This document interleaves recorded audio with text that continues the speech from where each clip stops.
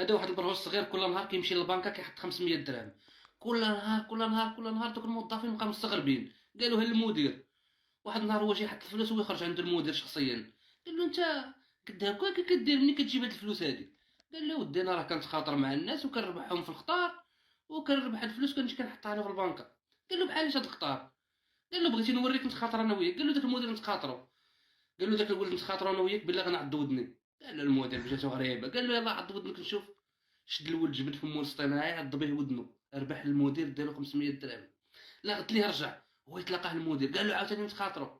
قال له داك الولد شحال نتخاطروا نبوس عيني.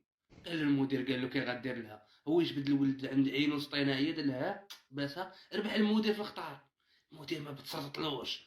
لا غد ليه رجع الولد هو يتلاقى المدير قال له خصك ترد لي فلوسي. قال له الولد بغيتي نردك فلوسك خصنا نتخاطروا. قال له المدير نتخاطروا. قال له الولد نتخاطروا باللي الشورت اللي لابس لتحت زرق، والمدير عارف في راسو الشورت اللي لابس لتحت كحل، ويدير السروال ديك الطراق هبطو قال له ها انت الشورت اللي لابس لتحت كحل. المهم الولد رد له فلوسو. الولد بقى كيضحك، قال له دابا انا ديت لك الفلوس وكذا وانت بقيتي كضحك. قال له ودي راه مخاطره مع الموظفين ديال كاملين ب 1000 درهم لواحد، بالله غنهبط لك السروال. البروش ولد الجد كيطير.